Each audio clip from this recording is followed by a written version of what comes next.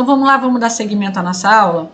A gente vai falar agora do século XIX, de alguns eventos importantíssimos que aconteceram durante o século XIX e que vão ir moldando, né, e direcionando a história de Mangaratiba. Olha, começando aqui no dia 5 de julho de 1818, o que vai acontecer? Mangaratiba ela vai ser anexada a Itaguaí, tá? Aquela região toda ali pertencia a Angra dos Reis. E ali, em 1818, a cidade de Itaguaí vai se emancipar, vai se formar e vai puxar Mangaratiba. Mangaratiba vai passar a fazer parte de Itaguaí, tá? Porém, Mangaratiba é anexada a Itaguaí, mas um pedaço de Mangaratiba não. Que pedaço seria esse? Conceição do Jacareí continua pertencendo a Angra dos Reis e a Serra do Piloto fica pertencendo a São João Marcos, tá? Então, Conceição do Jacareí e Serra do Piloto ficam desmembradas aí de Mangaratiba. Mangaratiba vai para Itaguaí, Conceição do Jacareí continua com Angra dos Reis e a Serra do Piloto pertencendo a São João Marcos, ok? Seguindo, ó, nós vamos ter no século XIX uma importante figura histórica, tá? Não somente de Itaguaí, mas do Brasil, não somente de Itaguaí ou de Mangaratiba, mas do Brasil, que é a figura do Joaquim José de Souza Breves, tá? Também ali, ele foi o comendador Breves, né? Ele ficou conhecido como o rei do café durante naquela região. Por quê? Porque ele tinha uma produção de café muito farta, né? Produzia muito café, tinha fazendas com grandes produções de café naquele período. Ele também ficou conhecido na época como o maior escravocrata do país, né? Tinha muitos escravos. Também sobre ele vai construir 2 armazéns de estocagem. Isso vai ser muito importante para a história de Mangaratiba, porque um dos armazéns dele é na região onde hoje é o centro da cidade de Mangaratiba. E o outro armazém é lá na região hoje do Saco, da Praia do Saco.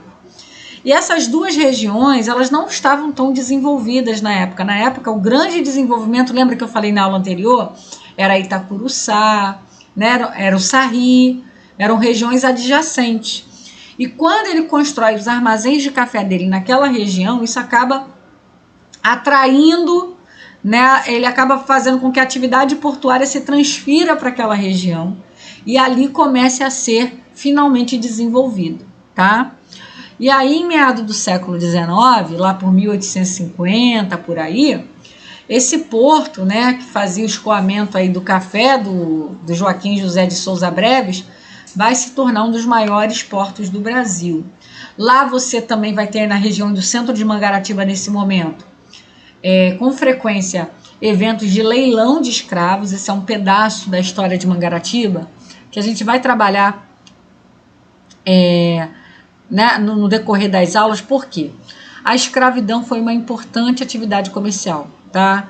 A escravidão não era apenas a mão de obra que era importante, mas o comércio de escravo, a venda, né, de escravos era algo que movia muito dinheiro, muitas pessoas enriqueceram no Brasil às custas da venda de escravos, né, do tráfico de escravos.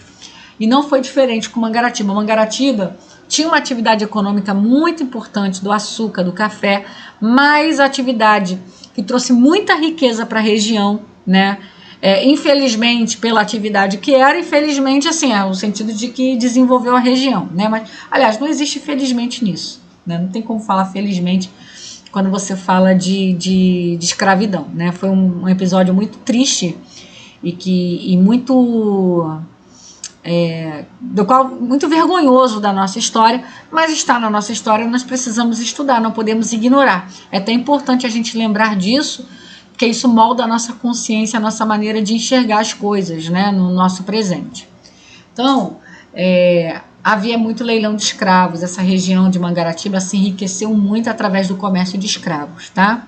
Se cai na tua prova, escravidão, o comércio de escravos, o tráfico de escravos foi um importante aspecto econômico de desenvolvimento de Mangaratiba, tá? E também tinha a construção ali de um teatro, e aí É citado que o João Caetano, que era um ator muito popular na época, teria até mesmo se apresentado nesse teatro, tá? Então, assim, o rei do café. Olha assim aqui a figura dele, né? É o Joaquim José de Souza Breves. Esse homem foi muito poderoso, foi muito influente e teve, assim, uma participação direta na formação histórica de Mangaratiba.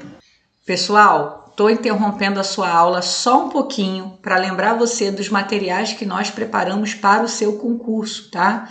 Você vai fazer o concurso de Mangaratiba. Além das aulas, é muito importante realizar questões e, melhor ainda, questões comentadas, tá? Com comentário no final para você tirar suas dúvidas.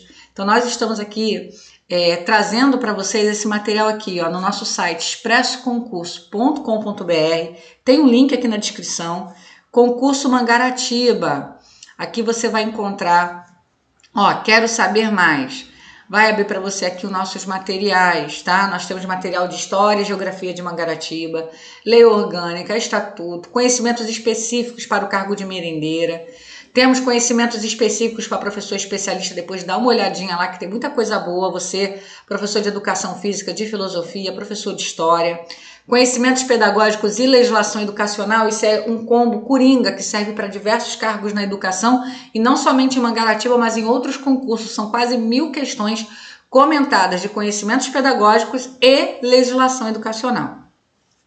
E também você, meu amigo, professor de História, quiser ir fazer um curso comigo, só com a parte específica do seu cargo, com conhecimentos específicos de História, clica aqui também depois, ó, e dá uma olhadinha lá no nosso curso, tá bom? Aqui está o nosso material em PDF, História e Geografia, Lei Orgânica, Estatuto dos Servidores, conhecimentos específicos de merendeira.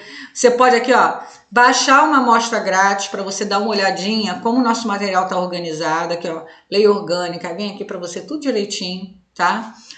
E se você quiser adquirir, clicou em adquirir, você vai lá na plataforma daqui Wi-Fi, tá? Que é a nossa parceira. Se você pagar com cartão de crédito ou com Pix, olha só, hein? Se você pagar com cartão de crédito ou com Pix, você vai receber esse material na mesma hora, tá? Esse material ele é em PDF, ele é enviado para o seu e-mail.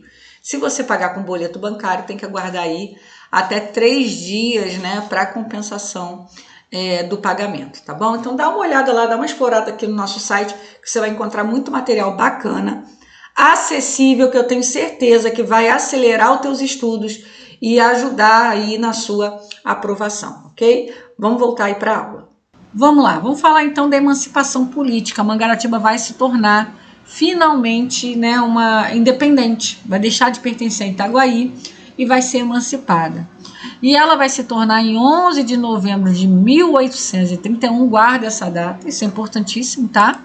É a data que se comemora o aniversário da cidade, é em 11 de novembro, o ano é 1831.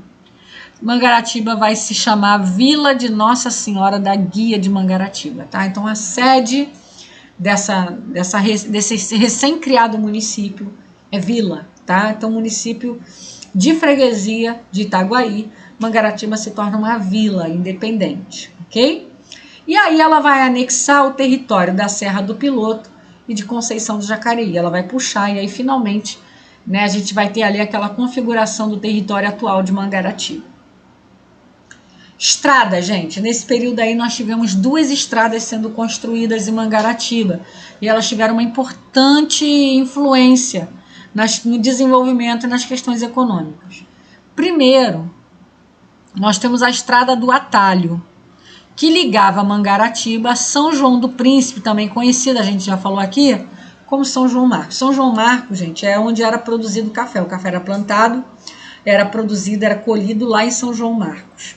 E ele tinha que chegar a Mangaratiba para ser embarcado nos navios e enviado para o seu consumidor, né, para os seus consumidores finais. Então, para que esse transporte do café fosse bem sucedido, foi necessária a construção de uma estrada. Ela ficou conhecida como a Estrada do Atalho. E o grande mentor, o cara que influenciou nessa construção foi ele, gente. Foi ele, Joaquim José de Souza Breves. Tá? Lembra que eu falei que ele é muito importante? Então, mais uma vez ele está aqui. E ele foi um dos caras que liderou a construção dessa estrada e também investiu na ampliação dela entre os anos de 1850 a 56, tá? Foi feito obras de ampliação e calçamento. Por quê?